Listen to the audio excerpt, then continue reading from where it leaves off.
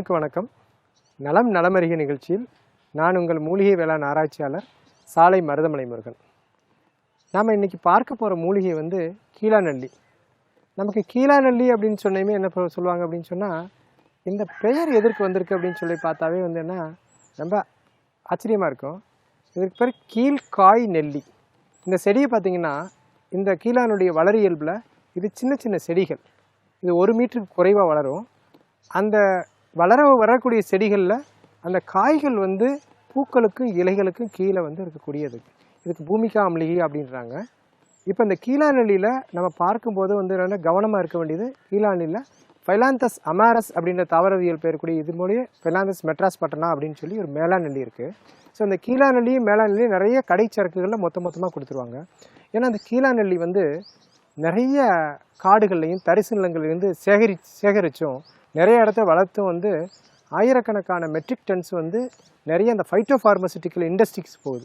அங்கே வந்து நம்மளுடைய கீழாநெல்லியில் ஏகப்பட்ட ஒரு 10க்கு மேற்பட்ட சத்துக்கள், மெயினாக ஃபைலாந்தின் கண்டென்ட் இதெல்லாம் நிறையா எடுக்கிறாங்க.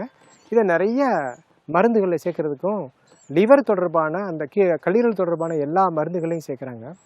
இப்போ நம்மளுடைய சென்னை பல்கலைக்கழகம் வந்து ஒரு நல்ல ஆராய்ச்சியில் ஈடுபட்டு இந்த நம்ம பாரம்பரியமாக இருக்கக்கூடிய கீழாநெல்லி அப்படின்னு சொன்னாவே நமக்கு வந்து அந்த ஜாண்டிஸ், நமக்கு வந்து இந்த காமாலை நோய்க்கான மருந்து அப்படின்றதுல அந்த ஃபிலாந்தின் அப்படின்ற மாலிகுலை வந்து அவங்க பேட்டர்ன் பண்ணுறதுக்கு முயற்சியில் ஈடுபட்டு அதை வந்து பண்ணியிருக்காங்க. மேலும் வந்து நம்ம கீழாநெல்லியுடைய சிறப்புகளை பார்த்தோம் அப்படின்னா, இதை வந்து கல்லீரல் நோய்க்கான ஒரு அமிர்தம் அப்படின்றாங்க. நீங்கள் வந்து கீழாநெல்லி இல்லாமல் லிவர் மருந்துகளை பார்க்குறதே ரொம்ப அரிதாக இருக்கும். அப்போ இத்தகைய கீழாநெல்லியிலிருந்து கல்லீரல் நோய்களிலிருந்து பாதுகாக்கும் கீழாநெல்லி பால் எப்படி செய்கிறது என்பதை பற்றி இன்னைக்கு நம்ம பார்ப்போம். காலை வணக்கம். நலம் நலமறிக நிகழ்ச்சிக்காக நான் உங்கள் சித்த மருத்துவர் கல்பனா தேவி. இன்னைக்கு நம்ம கல்லீரலை பலப்படுத்தக்கூடிய கீழாநெல்லியில் ஒரு கலவை தயாரிக்க போகிறோம். இது எப்படி செய்கிறது அப்படின்றத பார்க்கலாம். அதுக்கு முன்னாடி கீழாநெல்லி மேல்காய் நெல்லி ரெண்டுக்கும் நம்மளுக்கு வித்தியாசம் தெரியணும். கீழாநெல்லி தமிழ்நாடு முழுக்க எல்லா இடங்களையும் எளிமையாக கிடைக்கக்கூடியது. இப்போது கீழாநெல்லியை பற்றி நான் சொல்கிறேன் பாருங்கள். இப்போது இந்த கீழாநெல்லி பார்த்தோன்னா, இந்த இலைகளுக்கு கீழே இந்த காய்கள் இருக்கும், அதனால தான் அது பேர் கீழ்காய் நெல்லி. இதோ கீழே காய்கள் இருக்கும். இதே மாதிரியே இன்னொரு வெரைட்டி இருக்குது. இதை விட இலை கொஞ்சம் பெருசாக இருக்கும், இதே போல் இருக்கும். ஆனால் இதுதான் மேல்காய் நெல்லி. இலைக்கு மேலே காய் இருக்கும். காய்கள் எல்லாமே இலைக்கு மேலே இருக்கும். ஒரு சிங்கிள் காயாக இருக்கும், தனித்தனி காய்களாக இருக்கும். இலைக்கு மேலே காய் இருக்கும். நம்ம வந்து கவனித்து எடுக்கும்போது இந்த இலைக்கு கீழே காய்கள் வரிசையாக இருக்கா அப்படின்றத பார்த்து மட்டும் எடுத்துக்குவோம். இந்த மேல்காய் நெல்லி நம்ம பயன்படுத்தக்கூடாது. நம்ம பயன்படுத்த வேண்டியது இந்த கீழ்காய் நெல்லி. கீழே வரிசையாக காய்கள் இருக்கும். இப்போது நம்ம இந்த கீழாநெல்லி இலை காய்கள் எல்லாத்தையும் எடுத்துக்க போகிறோம். அதில் உள்ள அந்த குச்சி பகுதிகளை மட்டும் எடுத்துட்டு காம்பெல்லாம் நீக்கிட்டு இலைகளை மட்டும் பயன்படுத்தலாம். இலைகள் காய்கள் ரெண்டையும் எடுத்துக்கிறோம். சித்தர்கள் வந்து மஞ்சள் காமாலை ஒரு 13 விதமாக சொல்கிறாங்க. மஞ்சள் நோய் அப்படின்னு சொல்கிறாங்க, அதை 13 விதமாக சொல்கிறாங்க. அத்தனை விதமான இந்த மஞ்சள் காமாலைக்கும் கீழாநெல்லி அருமையான பலனளிக்கக்கூடியது. கீழாநெல்லியை எந்த ஃபார்மில் எடுத்தாலும், அதாவது பாலில் அரைச்சி எடுத்துக்கலாம், தயிரில் எடுத்துக்கலாம், இல்லை கீழாநெல்லி காய்ந்ததை வந்து கஷாயமாக எடுத்துக்கலாம். எப்படி எடுத்தாலும் கீழாநெல்லி கல்லீரலுக்கு நல்ல பலத்தை அளிக்கக்கூடியது. மஞ்சள் காமாலை அப்படின்ற பிரச்சனைக்கு அருமையான தீர்வாக அமையக்கூடியது. அதற்கு சமன் அளவு நம்ம கரிசாலை எடுத்துக்கிறோம். இந்த 2 பொருள்கள் வச்சு தான் நம்ம இந்த கலவை செய்ய போகிறோம். இப்போ கீழாநெல்லி இலைகள் எடுத்துட்டோம். இதில் கொஞ்சமாக பால் சேர்த்து அரைக்க போகிறோம். கீழாநெல்லி லேசாக அரைச்சிட்டு அதில் கொஞ்சமாக பால் சேர்த்துக்கிறோம்.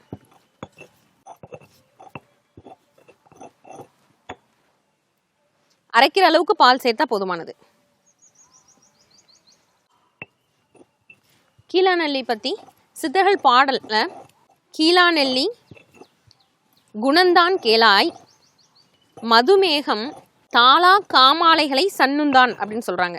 அதாவது குறையாத மஞ்சள் காமாலை வந்து அவங்களுக்கு சரியாகவே தீராத நிலையில் இருக்க மஞ்சள் காமாலை கூட இந்த கீழாநெல்லிக்கு சரியாகக்கூடியது. இப்போ இந்த கீழாநெல்லி அரைச்சிட்டோம். இது கூட சம அளவுக்கு வெள்ளை கரிசாலை இலைகளை சேர்த்துக்கிறோம். இது கரிசலாங்கண்ணி இலைகள். இந்த வெள்ளை கரிசாலை இலைகளை கீழாநெல்லி எவ்வளோ எடுத்துட்டோமோ அதே அளவுக்கு எடுத்துக்க போகிறோம். இதை வந்து கிராமப்புறங்களில் கரிப்பான் குலை அப்படின்னு சொல்லுவாங்க. இந்த கரிப்பான் எல்லா இடங்கள்லையும் கிடைக்கக்கூடியது. இதில் நம்ம எடுக்கிறது வெள்ளை கரிசாலை வந்து ரொம்ப எல்லா இடங்களையும் கிடைக்கும். மஞ்சள் கரிசாலை மட்டும் அரிது. இந்த வெள்ளை கரிசாலை தான் நம்ம இதில் சேர்த்துக்க போகிறோம்.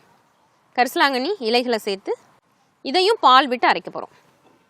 கரிசலாங்கண்ணி இலைகளை வந்து அரைச்சிரும்.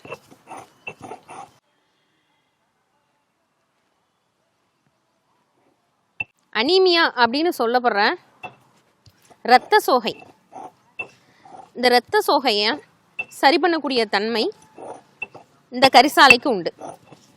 இரத்தத்தின் அளவு கம்மியாக இருக்குது அப்படின்னா உடனடியாக நம்ம சுவரட்டி எடுத்துக்கணும். ஆட்டின் ரத்தத்தை அப்படியே இதை எடுத்துக்கலாம். அசைவ உணவு முறைகள் நிறைய இருக்குது, அதெல்லாம் எடுத்துட்டா தான் ரத்தம் உடனே ஊறும் அப்படின்னு நினைக்கிறாங்க. ஆனால் இந்த கரிசலாங்கண்ணி அப்படின்ற அந்த எளிமையான ஒரே ஒரு மூலிகையிலேயே 10-15 நாள் தொடர்ச்சி அந்த கரிசாலை எடுத்துட்டோம் அப்படின்னாலே இரத்த சோகை இல்லாமல் ரத்தம் உடனடியாக ஊற தொடங்கும். அதிகமான அளவு இரும்பு சத்து உள்ள மூலிகை இந்த கரிசாலை. இப்போது இந்த கீழாநெல்லி கரிசாலை ரெண்டையும் நல்லா அரைச்சிட்ருக்கோம்.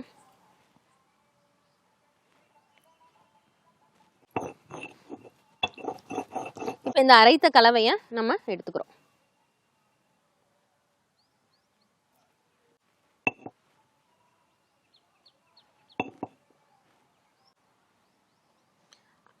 இப்போ கீழாநெல்லி கரிசாலை ரெண்டையும் சேர்த்து அரைச்ச இந்த உருண்டையை எந்த அளவு எடுத்துக்க போகிறோம் அப்படின்னா, ஒரு நெல்லிக்காய் அளவு, ஒரு சின்ன நெல்லிக்காய் அளவுக்கு இந்த அளவுக்கு எடுத்துக்கிறோம். பெரியவங்களாக இருந்தால் இந்த சின்ன நெல்லிக்காய் அளவுக்கு, குழந்தைங்களாக இருந்தால் இதில் பாதி அளவுக்கு எடுத்துக்கலாம். காலை ஒரு வேளை வெறும் வயிற்றில் தொடர்ச்சியாக 48 நாட்கள் இதை எடுத்துக்கிறது நல்லது.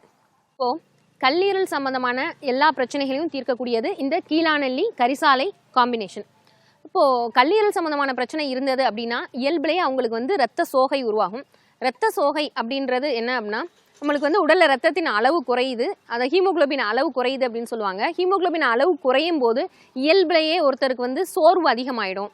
கல்லீரலும் பலம் குறையுது, ஹீமோகுளோபினும் குறையுது அப்படின்னாலே அவங்க வந்து ரொம்ப சோர்வாகவும் கொஞ்சம் வெயிட் அதிகமாக கொஞ்சம் குண்டாகவும் ஆகிறதுக்கு வாய்ப்பு இருக்குது. இது எல்லாத்துக்குமே நல்ல தீர்வாக அமையக்கூடியது இந்த கரிசாலை கீழாநெல்லி காம்பினேஷன். அது மட்டும் இல்லாமல் இந்த கீழாநெல்லி காம்பினேஷன் கல்லீரல் சம்மந்தமான எல்லா பிரச்சனைக்கும் சரி பண்ணக்கூடியது. அதாவது ஹெப்படைட்டிஸ்ன்னு சொல்லுவாங்க, அதுக்குமா கீழாநெல்லி இந்த கற்கம் சேர்ந்த காம்பினேஷன் எடுத்துக்கலாம். அது மட்டும் இல்லை ஃபேட்டி லிவர் இப்போ அதிகமாக இருக்கிறது, உடல் உழைப்பு அதிகம் இல்லை அப்படின்றதுனால நிறைய பேருக்கு பார்த்தீங்கன்னா ஸ்கேன் பண்ணி எடுத்துகிட்டு வந்து எனக்கு ஃபேட்டி லிவர் இருக்குது அப்படின்னு சொல்லுவாங்க. இவங்க இந்த கலவையை ஒரு 48 நாளுக்கு தொடர்ச்சி எடுக்கிறதன் மூலமாக அந்த ஃபேட்டி லிவர்ன்ற கல்லீரலில் சேர்ந்த அந்த தேவையில்லாத கெட்ட கொழுப்பு சரியாகிறதோட அவங்களோட எடையும் குறையும். இனி அடுத்த நிகழ்ச்சியில் வேறு ஒரு மருத்துவ குறிப்பில் சந்திக்கலாம். நன்றி, வணக்கம்.